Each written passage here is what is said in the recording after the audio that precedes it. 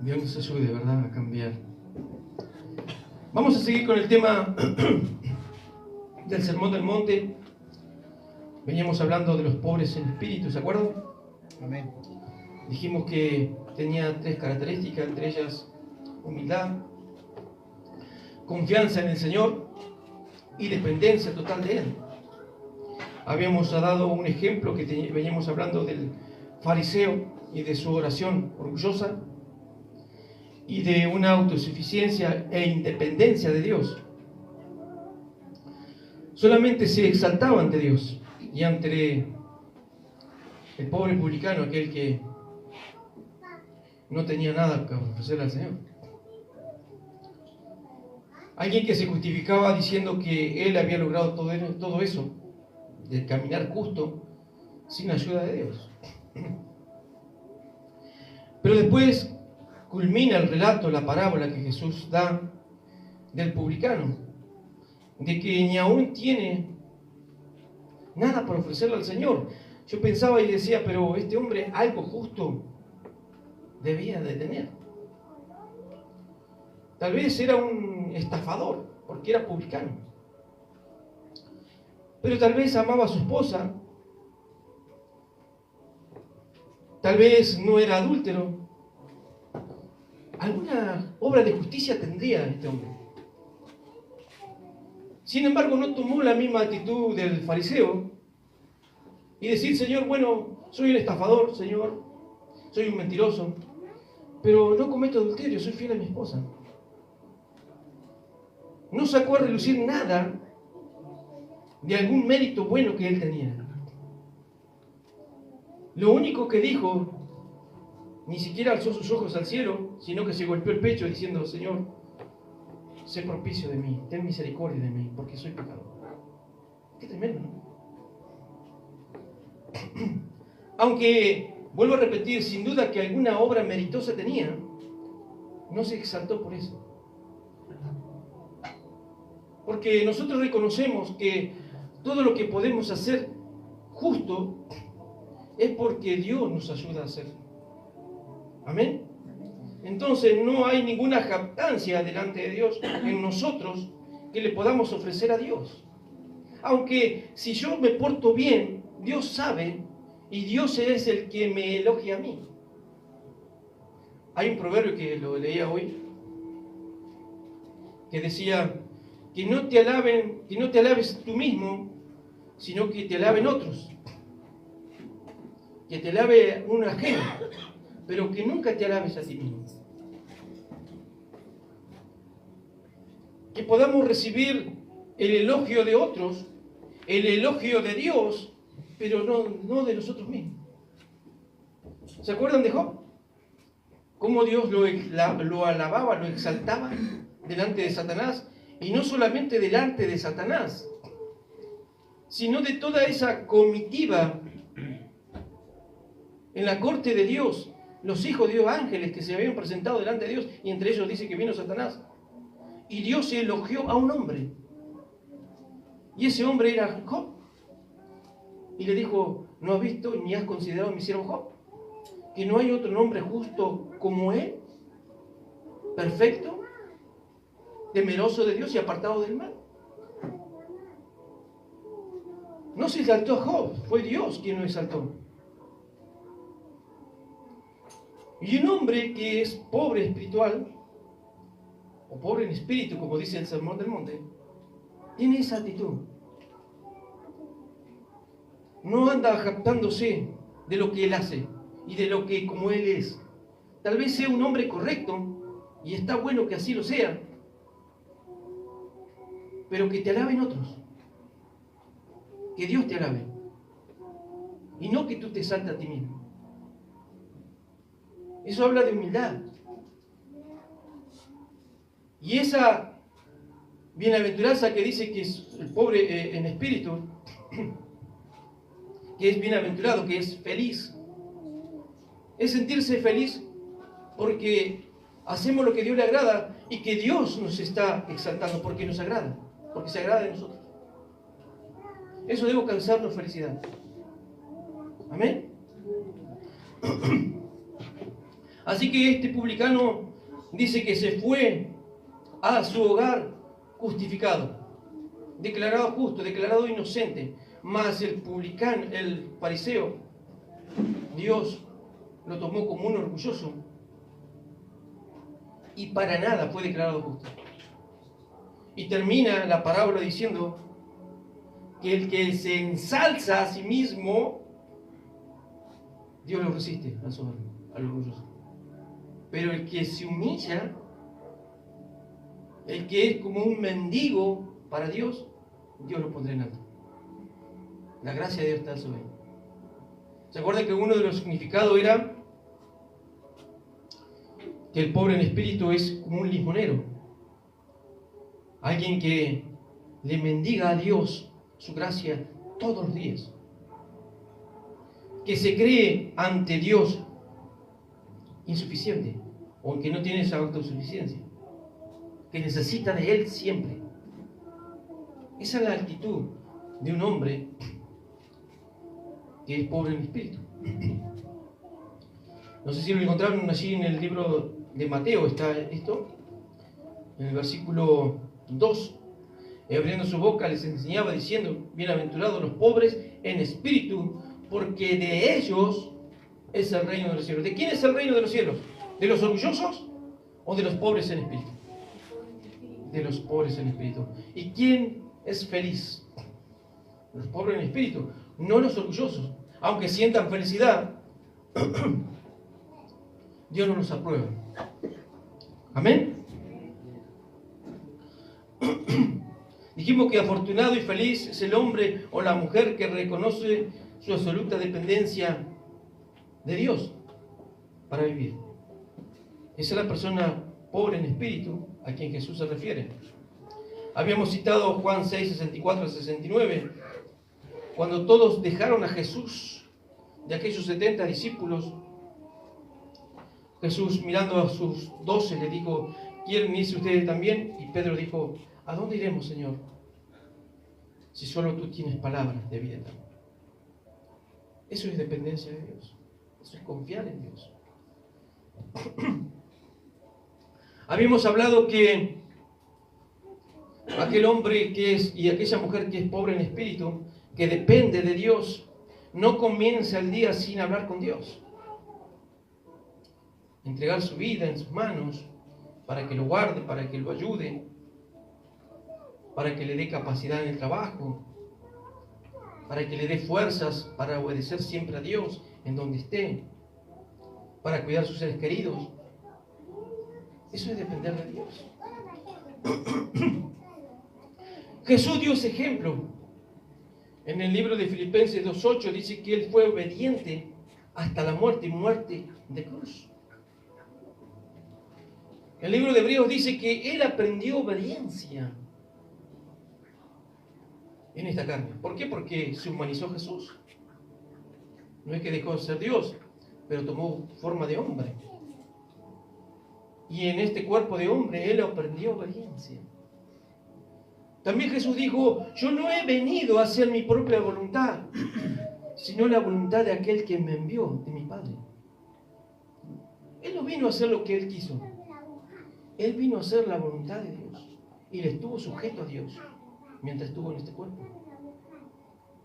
Y vaya qué curiosidad que hay en la Biblia, que Él dice que también, aún en su omnisciencia, cuando Él ya recuperó todo, y aún su lugar a la derecha del Padre, dice que Él está sujeto a Dios.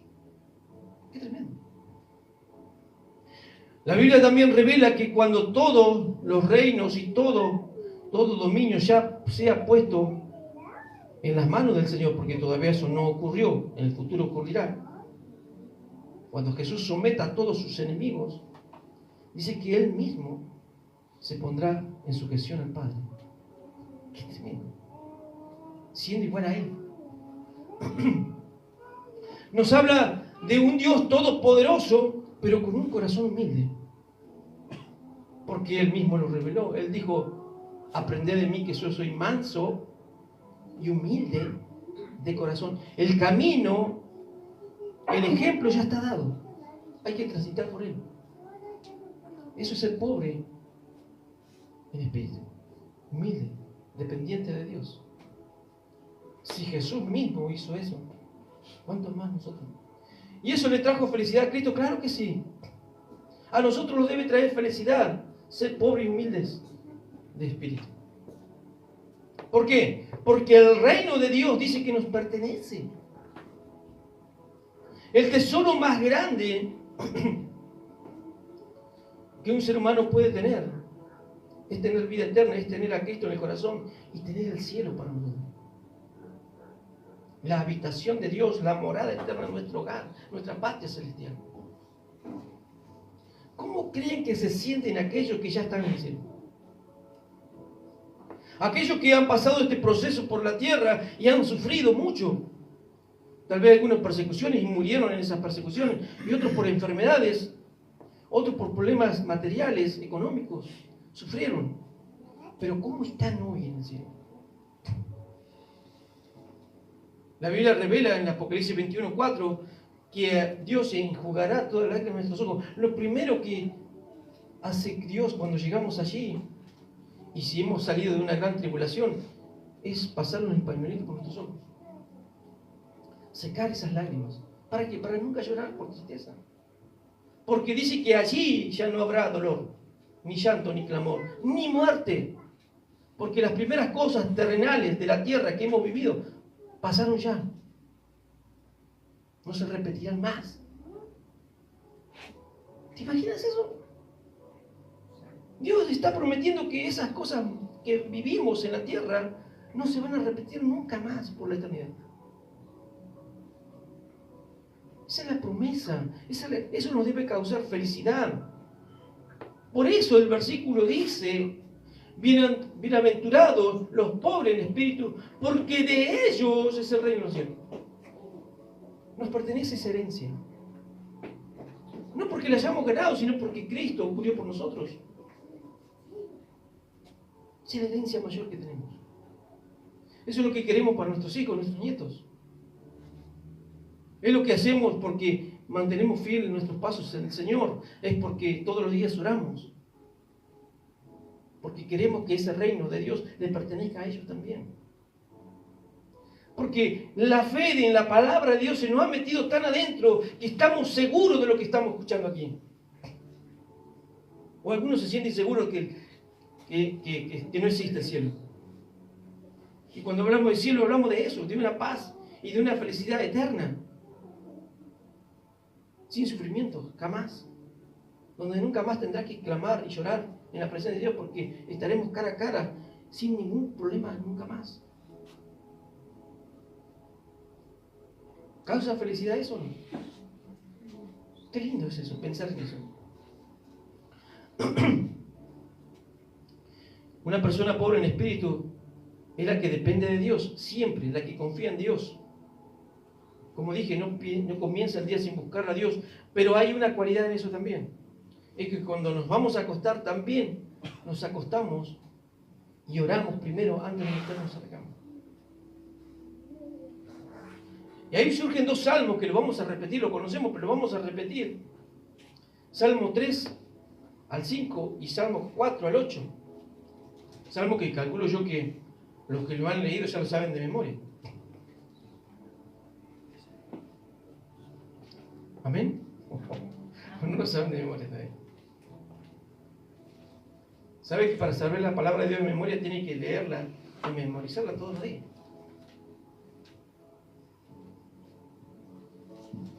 Hermano, la palabra de Dios es para encarnarla. Y para encarnarla en su corazón, el corazón habla de mente. ¿Qué hay que hacer? Leer, memorizar. Versículo 5 dice, 3:5. Yo me acosté, decía David, y dormí y desperté porque Jehová me sustentaba. Habla David de esa crisis que vivió con Saúl cuando lo perseguía. No era para estar tranquilo, ni para dormir tranquilo, porque en cualquier momento, como aquel depredador que está al acecho, así era Saúl para David. En el momento David estaba durmiendo tranquilo y le caía encima y lo mataba. Y David sabía eso. Pero era tal la confianza de David que él decía, yo me acosté, dormí y desperté porque Jehová me sustentaba. Él me cuidaba. Él me tenía en sus manos. No podía el enemigo tocarlo porque Dios lo tenía. Entonces David decía, bueno, sé que me está persiguiendo, en cualquier momento me va a caer, pero yo estoy seguro que Dios me va a guardar. Dios me llamó. Tengo un trabajo para hacer. Por qué vivir. Así que hoy me imagino que este mismo discurso le daba a esos 400 hombres que andaban con él. Muchachos, no existía esa palabra, capaz que no existía, o sí existía, pero tal vez no la usaba como nosotros los argentinos acá. Sea amigo, no sé cómo le diría, o hermanos. Vamos a acostarnos en esta noche, vamos a descansar, no se hagan problemas por Saúl y por su ejército, por sus soldados, porque Dios nos sustenta, Dios nos cuida, Dios nos manda. Qué lindo cuando hay un líder así que muestra confianza al pueblo. A ver, acuéstense, duerman, tranquilo, porque nada va a pasar, Dios nos protege. Así era David. Pero estaba rodeado de peligro, sí, pero así era David, tenía confianza en Dios. Aunque un ejército acampe contra mí, mi corazón no temerá. Porque yo estaré confiado. ¿No decía así David? No lo decía por decir, eran palabras que él las vivía.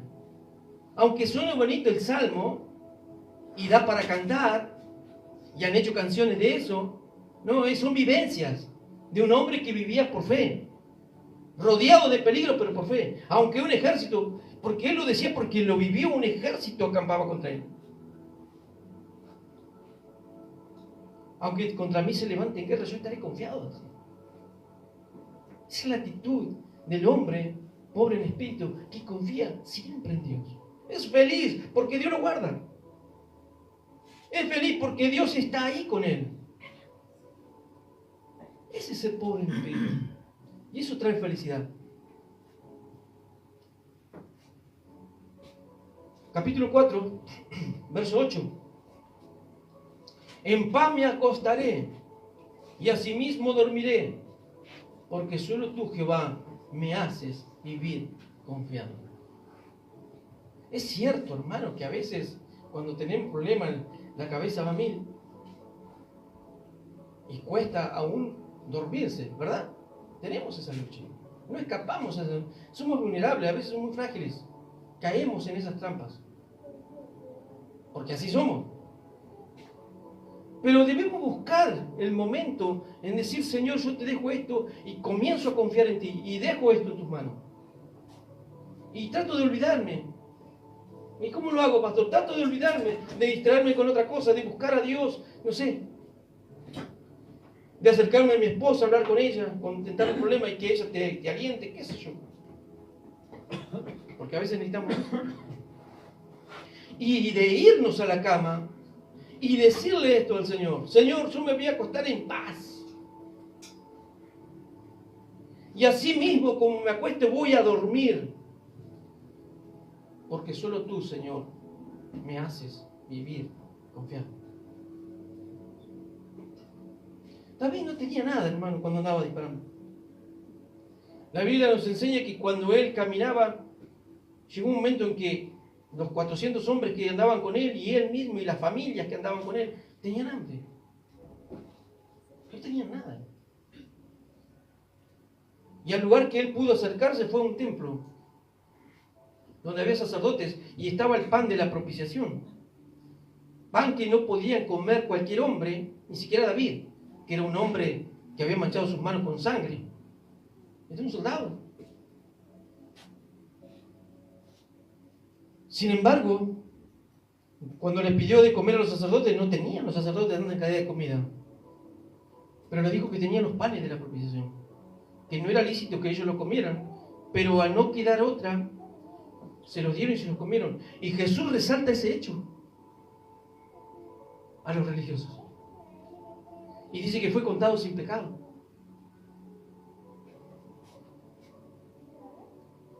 Por eso David en el Salmo 27 dice, he envejecido, he sido joven y he envejecido, y no he visto justo desamparado, ni en su descendencia que mendigue pan. Él lo vivió la experiencia de pasar por la miseria más miserable.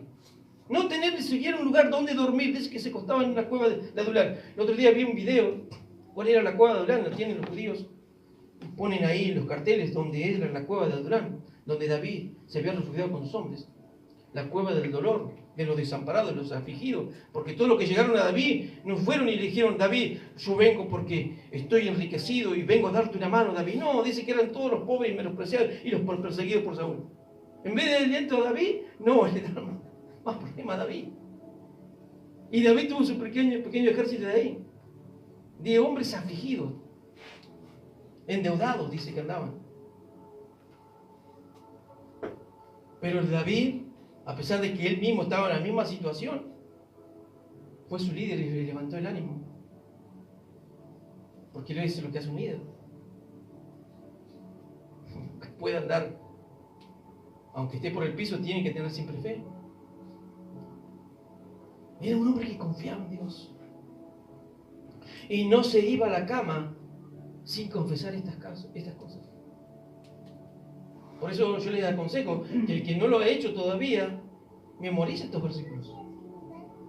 Y acuéstese, aunque tenga la cabeza como un bombo, acuéstese así, confesando la palabra de Dios. Yo no le estoy diciendo que confiese como esos que enseñan por ahí, que confiesen cualquier tontería, que son campeones, que son héroes, qué sé yo. No somos héroes ni somos campeones, hermano. Somos unos pobres que si no Dios no nos guarda no podemos lograr nada. Amén. El que confiesa así es como el fariseo de la parábola. Yo sí, Señor, yo doy los diezmos todos, yo sí ayuno 2 veces a la semana, ni siquiera soy como este. No, hermano, no, esa es una oración de fariseo. No la hagan. Ahí se la están enseñando mal allá. Están haciendo enseñar a la gente que son orgullosos, como que son independientes de Dios. Yo declaro porque yo puedo, porque... ¿Qué es eso? Muéstrale eso a esos pobres, a esos hermanos. La palabra del fariseo. Pero sí puede confesar la palabra de Dios. David lo hizo, inspirado por el Espíritu Santo. En paz me acostaré, le decía Dios. Es una muestra de confianza, pero en la palabra de Dios, de lo que Dios puede hacer, de lo que Dios hizo en él. Y así mismo me voy a dormir, porque tengo paz. ¿Por qué tengo paz? Porque Dios me cuida. Él me sustenta. Porque solo tú, Jehová, me haces vivir confiado. Señor, estoy en la miseria, porque así estaba David. Estoy siendo perseguido como si fuera el peor rufián de Israel y no he hecho nada. Pero confío en ti, Señor. Tú me llamaste.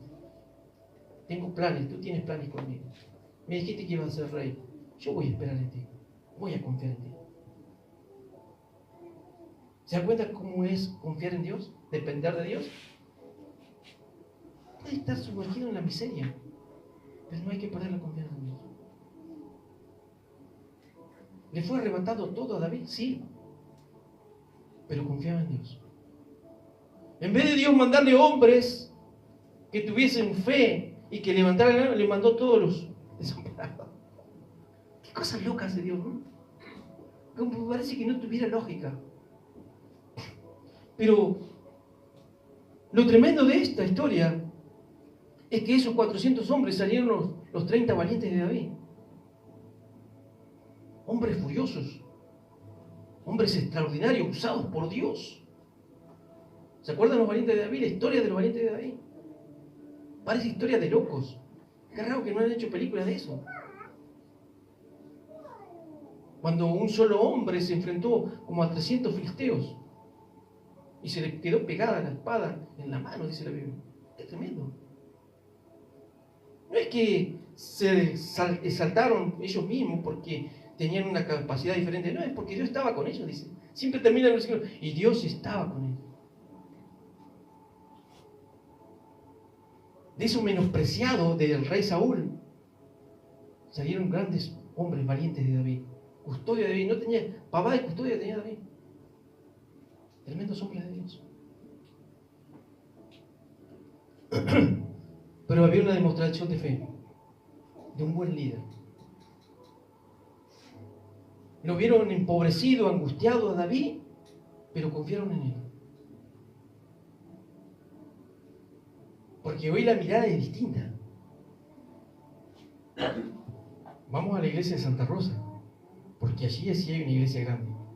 Allí hay mucha gente. La mirada de los hombres y de las mujeres que no tienen discernimiento le entra por los ojos. Porque se supone que donde hay una iglesia grande, un templo grande, lindo, y hay mucha gente, ahí está Dios.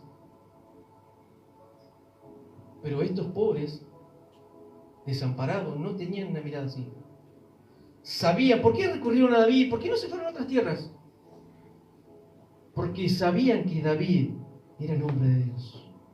Pero estamos sumergidos en la pobreza, no importa. David es el hombre llamado por Dios. No sabían.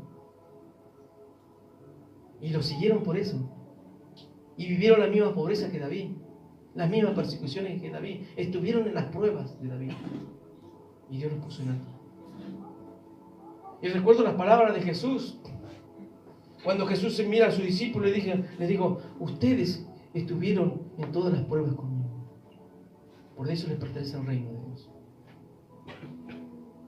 Se da cuenta que no es por la cantidad ni por los bienes materiales que el siervo de Dios pueda tener, sino lo que tiene en su corazón y el llamado, y por lo que pueda enseñar.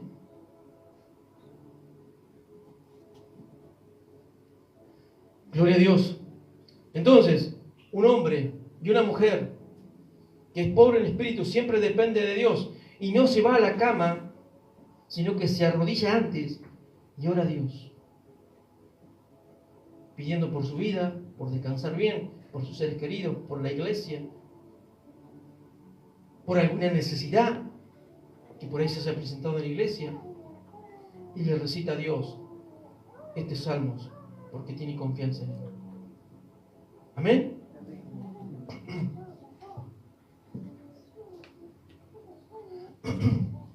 Habíamos hablado también como el pueblo de Israel dependía de Dios, ¿verdad?, del sustento diario. ¿Cómo es Dios en el desierto? En un lugar donde los judíos no podían echar mano ni siquiera a sembrar la tierra, porque no llueve nunca en el desierto. De una tierra árida, seca, ¿qué puede crecer? Nada. Porque si Dios lo hubiese hecho pasar por una llanura donde hubiese buena cantidad de agua, tierra fértil, me imagino que los judíos dijeron, bueno, acá nos quedamos, vamos a plantar acá, vamos a hacer nuestras cosechas acá. Dios sabía. Si ellos se acostumbraron a eso y no vivían la experiencia del desierto, iban a aprender a confiar en su propia capacidad. Pero en el desierto no había nada. Y no les quedaba otra que depender de Dios. Dios los tenía que alimentar. Pero Dios no es que era cruel. Les quería enseñar que ellos debían confiar en Él. Para la postre, dice el Deuteronomio 8, hacerte bien. Dios te hizo pasar por un desierto donde era árido, no había nada, donde había serpientes venenosas. Dios te afligió allí, pero para la postre, hacerte bien. Primero te voy a enseñar a confiar en mí y después te voy a bendecir. Te voy a meter a la tierra prometida y te voy a dar abundancia. Porque de esa manera nunca me vas a olvidar. Y vas a saber que no es por tu brazo fuerte ni por tu capacidad que tienes todo esto, es porque yo te lo di. Y no vas a tener de quién orgullecerte. ¿Qué quería Dios? Dependencia de Él, borrar el orgullo humano para que aprendieran a reconocer que todo viene de la mano de Dios. Cuando tú y yo entendamos eso, somos considerados pobres en espíritu. Va a haber felicidad y el reino de Dios nos pertenece. Amén. Ahí quiere llevarnos Dios, por eso el desierto. ¿Y por qué se repite? Porque a veces nos comenzamos a olvidar de Dios y Dios vuelve a someternos o meternos en el desierto. Porque si nos deja sin desierto, nos vamos a volver orgullosos y nos vamos a olvidar de Dios, aunque estemos en la iglesia. Tenemos que aprender a confiar en Dios y a ser dependientes de Él. Amén.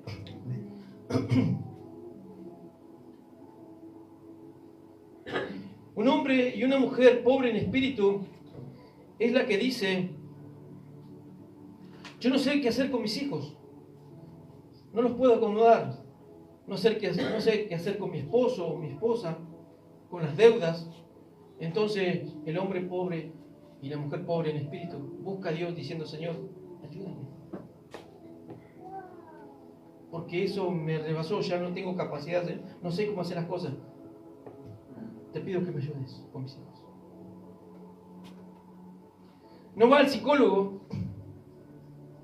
no va siquiera a la policía, a no ser que sea algo grande, ¿verdad? No va a ayudar a los parientes. El hombre pobre en espíritu, cuando tiene esta clase de problemas con los hijos, la esposa, va a los pies de Dios. Primero Dios. Yo escuchaba a un pastor donde decía: te pueden venir enfermedades, porque nadie escapa de las enfermedades, estamos en este cuerpo, no importa si somos hijos de Dios. Entonces va y saca un turno en el hospital, porque es así. No, dice: lo primero que tenemos que hacer antes de ir a sacar un turno al hospital, vamos a los pies de Cristo. Pero si no nos sana, no importa, vamos a los pies de Él, que Dios use la medicina. Señor, sáname. Tú sabes que yo confío en ti, yo sé que tú eres el mismo de ayer, el Cristo que sanaba. Señor, aquí estoy en tus manos, sáname. Pero sigo enfermo, bueno, voy al hospital, pero yo ya me encomendé en las manos de Dios. Y no me quiso sanar Él mismo, pero va a usar a los médicos. Ah, qué fácil hacer. No, eso es depender de Dios. ¿Y por qué, pastor? Porque Dios lo puso para eso. Antes, si hablamos en los tiempos de Jesús, y podríamos hablar de 2 siglos más atrás, 200 años para atrás, no tenemos la medicina que tenemos ahora, el avance tecnológico. Por lo tanto, Dios hacía sin duda mucho más milagros antes, porque no había esa medicina. Pero hoy sí lo hay. ¿Sí o no? Ahora, ¿Dios ha cambiado? No, no ha cambiado. Dios ha aumentado la ciencia y la ciencia está a nuestro favor también. Y Dios usa la ciencia, porque Él mismo la dio al hombre. ¿Pero Dios ha dejado de hacer milagros? No. Dios lo hace personalmente, pero también lo hace a través de la ciencia. Debemos confiar en Dios. Amén.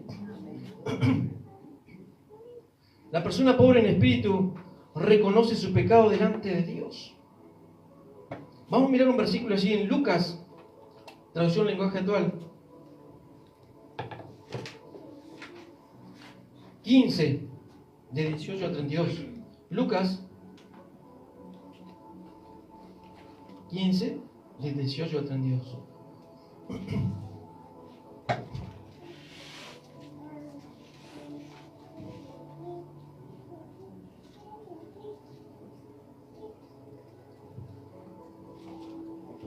Es una historia muy conocida.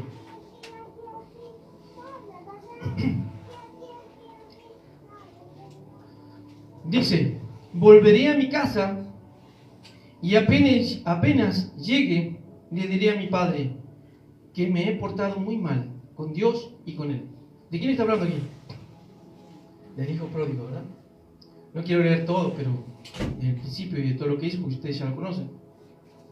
Le diré que no merezco ser su hijo, pero que me dé empleo y que me trate como a cualquiera de sus trabajadores. Ustedes recuerdan que él se independizó porque se creía grande ya para hacer su propia vida, le pidió a su padre la herencia, y como no era muy inteligente, no era muy maduro de acá, tal vez físicamente, ya trabajaba y todo, pero no era muy maduro de acá, ¿qué hizo? Malgastó todos los bienes del padre, emborrachándose, y dice que con prostitutas, con mujeres. Y cuando se quedó sin nada, ni las prostitutas, ni aquellos que sin duda se hicieron amigos de él porque tenía mucho dinero, le dieron una mano. Fue a pedir trabajo, y el único trabajo que consiguió fue para cuidar cerdos, chanchos. El trabajo más bajo que podía ser para un judío sería eso, en tierra ajena. Y dice que también anhelaba comer lo que los chanchos comían de las algarrobas, y no se la da. Dios haciéndolo tocar fondo, ¿verdad? ¿Para qué? Para que reflexionara, porque mientras esto no se active, esto no cambie, no piense, no razone, nada va a cambiar. Entonces muchas veces Dios nos lleva a tocar fondo para que reflexionemos de dónde un día nos sacó y cómo estábamos antes.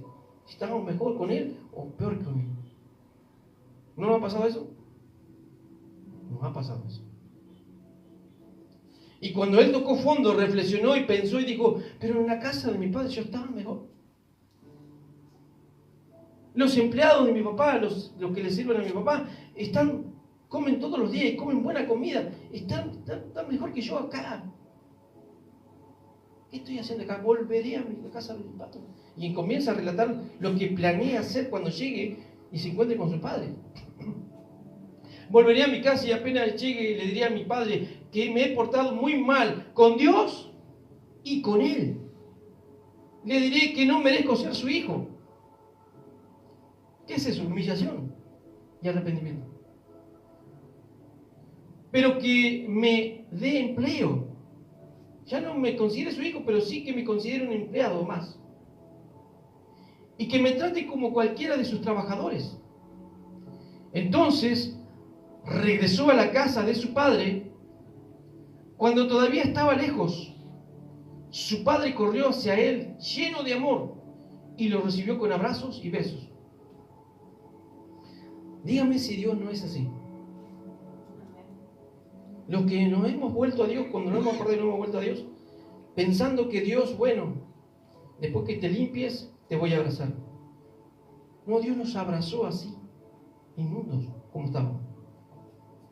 Porque ese es el gran amor de Dios. Dios siempre está esperando a aquellos que se van.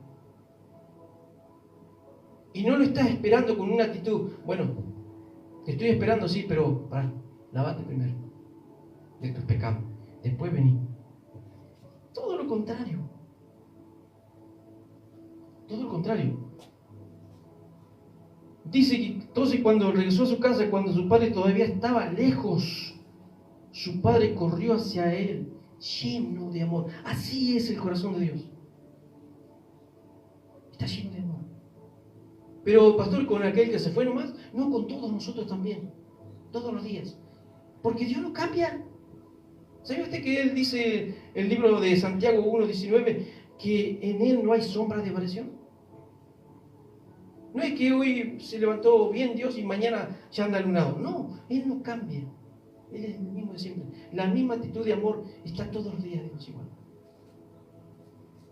Pero pastor, ¿y si fallo todos los días? Y todos los días te va a esperar con amor que le pidas perdón. Y todos los días que le pidas perdón, Él te va a abrazar así. Es la actitud de Dios. El amor de Dios no cambia. No es como nosotros, no. Para nada. Por eso en tu mente no tienes que humanizar a Dios. Pero ¿cómo me va a ver Dios? No, Dios te va a ver siempre igual.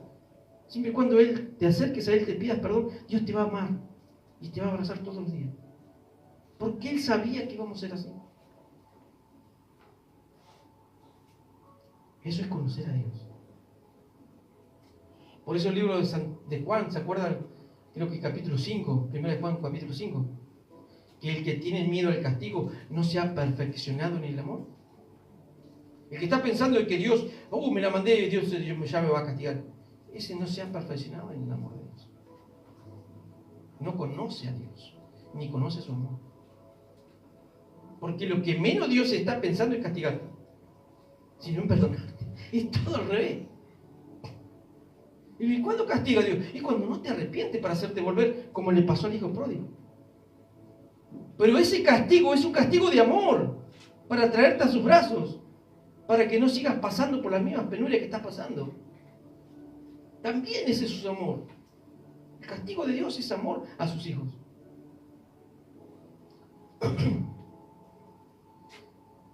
Corrió hacia él lleno de amor y lo recibió con abrazos y besos. Qué tremendo. Pero tenía olor a chancho.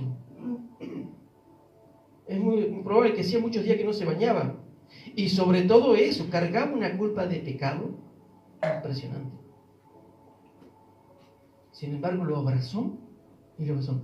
Yo recuerdo, hermano, que cuando yo me volví y que fui a la iglesia que yo nací, me encontré con unos hermanos que ya eran pastores, hombre y mujer, casi de la misma edad que yo, un poco más grande. Y yo era tanta la emoción porque ya me había vuelto a Dios, y los vi, y hacía añazos que no los veía. Yo digo, bueno, los voy a saludar, sin duda que me van a abrazar, me van a decir bienvenido, gracias a Dios que volviste. No, hermano, no voy a dar el nombre, pero no me abrazaron. Al contrario, si te pudiera estar más lejos, mejor. ¿Por qué? Porque ellos sabían mi historia. Entonces, este inmundo, ¿qué se va a hacer a mí? ¿No? Como que no estaban felices de verme, de que me había vuelto a Dios. Y eran pastores. Yo después entendí esto. Porque así me miraban muchos en la iglesia que yo nací. En Santa Rosa y en Toay. Así me miraban. Como algo desagradable. ¿Saben por qué? Porque no tienen el corazón de Dios. Porque está tan frío de Dios que no han comprendido que Dios, esa es la actitud que un verdadero hijo de Dios tiene. Que se pone contento con aquel que vuelve, aunque esté en mundo de pecado, y lo abraza. Sí, pero usted sabe, pastor, lo que yo, sí, pero lo abrazo igual, porque se está volviendo a Dios. Si yo me considero un hijo de Dios, tengo que tener el mismo corazón de Dios. Pero no todos son así, y hasta pastores son así. Con los que se van son la cruz. Y cuando vuelven, siéntate allá atrás, adelante no, y vaya a pasar acá. No es así. Dios no obra de esa manera. Así obraban los fariseos en Israel. Si tu maestro se sienta con prostituta y con publicano, no conoce quién son esa gente. Se creían más santos que Cristo por no sentarse con esos pecadores. Qué tremendo, hermano. Esa es la actitud de un fariseo, de un orgulloso, que se cree que tiene a Dios en su corazón, en su vida, y que se ha ganado el cielo con su orgullo. No, no es así. Así que descubrimos que Dios ama aún a aquellos que se han vuelto a Dios y los está esperando. ¿Cuánto más a ti que estás caminando, aunque estés caminando más o menos? Tienes ganas de abrazarte a Dios todos los días y con tus errores. Pero no te estoy diciendo que no cambies. Tienes que cambiar, tienes que esforzarte, claro. Pero Dios te ama. Ahí está el amor de Dios. Recuerda que Dios te besa todos los días, aunque no sientas. Dios te acaricia todos los días, aunque no lo sientas. ¿Por qué? Porque está escrito. Yo tengo que tener fe. No debo guiarme por mis emociones. ¿Amén? El joven empezó a decirle: papá, me he portado muy mal contra Dios. Y está bueno la confesión, porque hay que confesar que uno falló. ¿Se entiende? No porque Dios nos ame no hay que confesar lo que pecamos. No, hay que confesarlo. Y él lo confesó: me he portado muy mal contra Dios y contra ti. Ya no merezco ser su hijo, tu hijo. Pero antes de que el muchacho terminara de hablar, el padre llamó a los sirvientes. El padre estaba más emocionado que el muchacho. No se puso a cuestionarle: mirá, ahora sí volviste, ¿no? Volviste con el caballo cansado. ¿Yo qué te dije? ¿Te dije que te fuera? No. No me hiciste que no hubo reproche, nada. Solamente estaba contento el padre porque había vuelto su hijo. Y la explicación se la escuchó, sí, pero mientras escuchaba la explicación le dijo a su sirviente: vamos, hay fiesta, tenemos que hacer fiesta. Vino nuestro hijo, vino mi hijo, el que estaba perdido.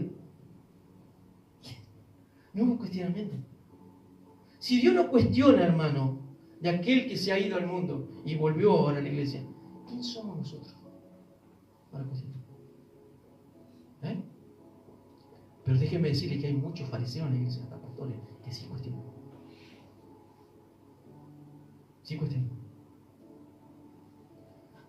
Y son piedras de tropiezo para esos que se vuelven.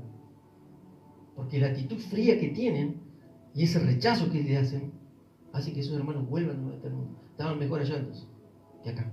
En la iglesia ya no hay amor. Y es cierto. Y tienen razón.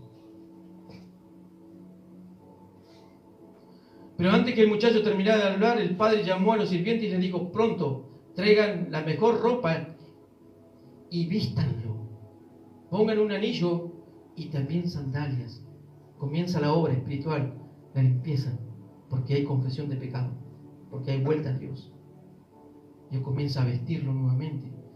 Maten el ternero más gordo y hagamos una gran fiesta. No, pero no se merece el ternero más gordo. Maten a aquel que es más flaco. ¿Para qué le vamos a hacer tanta fiesta a este sinvergüenza? No, maten el ternero más gordo, el mejorcito. Ese es los brazos abiertos y la actitud de Dios para el que se vuelve a Él. Y hagamos fiesta, porque mi hijo ha regresado, es como si hubiera muerto y ha vuelto a vivir. Se había perdido y lo hemos encontrado, y comenzó la fiesta. Hay fiesta en el cielo cuando alguien se vuelve a Dios.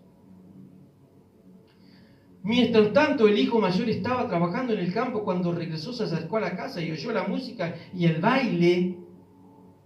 Llamó a uno de los sirvientes y le preguntó: ¿qué pasa? El sirviente le dijo: es que tu hermano ha vuelto sano y salvo, y tu papá mandó matar el ternero más gordo para hacer una fiesta. Entonces el hermano mayor se enojó mucho y no quiso entrar. Su padre tuvo que salir a rogarle que entrara. Ese es el espíritu del hijo mayor, de aquellos que no se ponen contentos cuando un hermano que se volvió atrás ahora volvió al pie de Cristo. No está de nada de acuerdo. No tienen misericordia. Jesús le dijo a los fariseos: está escrito, misericordia quiero y no sacrificio. Porque Jesús conocía el corazón de los fariseos, que no eran misericordiosos. Pero él, muy enojado, le dijo: he trabajado para ti desde hace muchos años y nunca te he desobedecido. ¿Y está bueno? Claro que sí.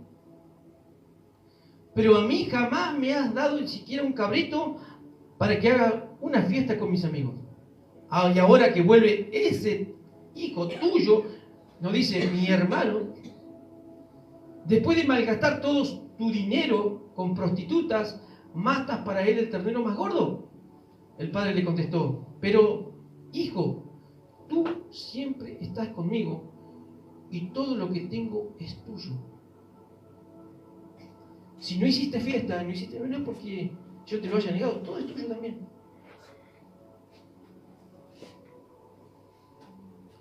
¿Vio qué pasa? Yo escuchaba a un pastor que recibe a los pastores que rechazan de otra iglesia, que han caído y lo rechazan. El pastor hermano Lucio dice: nosotros lo hemos recibido y los hemos restaurado y los hemos puesto nuevamente al ministerio. Y hemos visto esto, dice, que esos que hemos restaurado tienen más unción que antes. ¿Cómo pues?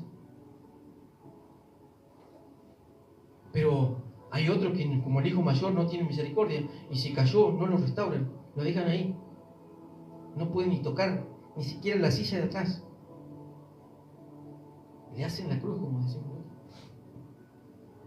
Pero este pastor sabio los restaura, y cuando ve sus frutos, los pone a servir a Él. Y dice que sirven mejor que antes.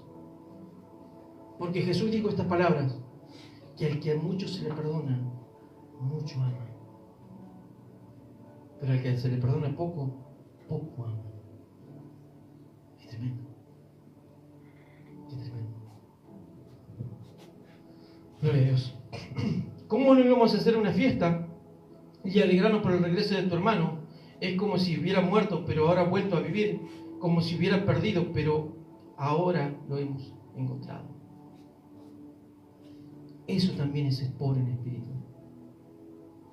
Tener la humildad en el corazón y la alegría en el corazón, y ponernos alegres y hacer fiesta de alguien que vuelve a los pies de Cristo. No entremos en el camino de los orgullosos, en el espíritu del Hijo mayor. Amén. Porque a ellos también le pertenece el reino del cielo. Usted sabe que hay iglesias así, hermano. Principalmente los pentecostales. Los legalistas son así. Gloria a Dios. Seamos felices. Dependamos de Dios. No comiences la mañana sin buscar a Dios. Tampoco termines en la noche sin buscar a Dios. Amén. Muéstrale a Dios tu dependencia de Él. Y recita esos versículos que te dije y vas a ver qué bendición son. Amén. Vamos a estar de pie. Vamos a orar a nuestro Dios. Le vamos a decir gracias, Señor, por tanto amor. Díselo. Me perdonaste mucho, Señor.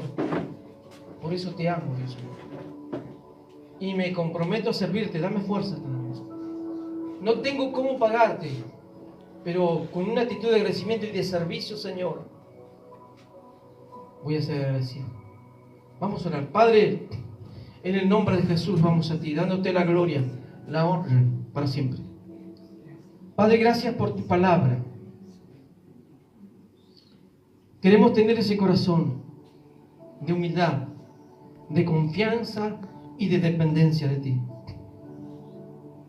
Queremos ser felices teniendo esta actitud de corazón y no orgullosa como el fariseo, ni como el hijo mayor. Señor, tú nos perdonaste mucho y nos sigues perdonando mucho. Pero a pesar de todo, entendemos que ese es tu gran amor, Señor. Que tú abrazas a aquel que se vuelve a ti, aunque esté inmundo de pecado. Señor, exaltamos tu grande amor. Tu esencia es amor. Juan nos revela claramente, Dios es amor, no tiene amor, Él es amor. Y ese amor, Señor, nosotros lo vivimos reflejado siempre en nosotros. Porque cada día nos perdonas. Cada día nos guardas, nos sustentas. Gracias por ese grande amor, Señor. Padre, te damos gracias en esta noche porque hemos escuchado tu palabra. Y en este lugar, Dios mío, recibiremos con brazos abiertos a aquellos que algún día se alejaron de ti, pero que si quieren volver a ti, Señor, a reconciliarse contigo. Que tengamos la misma actitud de corazón, de amor que tú tienes, como lo tuviste con nosotros, con aquellos que se vuelven a ti. Que lo podamos abrazar, que le podamos decir bienvenido. Gloria a Dios que te volviste a los caminos de Cristo. Te amamos, te queremos, te recibimos. Padre bueno, en tus manos nos encomendamos. Sigue trabajando en nuestro corazón. Cambia, Dios mío, nuestro corazón. Padre, yo te ruego por la iglesia aquí, por la palabra de Dios que se predica. Dale sabiduría a mis hermanos. Y dales un corazón nuevo cada día. Transfórmanos, Señor, para que seamos de tu agrado. Y líbranos del espíritu orgulloso, del espíritu del fariseo, del espíritu del hijo mayor. Que jamás nos exaltemos delante de ti, justificando de lo que somos, sino que seamos como el publicano. Que aunque el publicano tenía algunos méritos, jamás lo elevó a ti en oración, sino que lo único que pidió que fueras compasivo con él. Padre, queremos ser esos limosneros que siempre están dependientes de ti. Queremos ser como esos niños, bebés, que lloran porque dependen totalmente de su madre, que para alimentarse lloran delante de ti. Queremos llorar delante de ti, Señor, rogándote siempre, Señor, que nos ayudes. Padre, en el nombre de Jesús, entrego en tus manos la iglesia. Bendícela, Dios, guárdalos, protégelos, bendícelos espiritualmente, sánalos si están enfermos. Si no tienen trabajo, bendícelos, Señor, que tengan trabajo, porque dependemos de ti, del Dios Todopoderoso, Creador de los cielos y la tierra, aquel que dijo: el pan nuestro de cada día, danos hoy. En el nombre de Jesús, gracias, Señor. Amén y amén. Hermanos, si Dios quiere.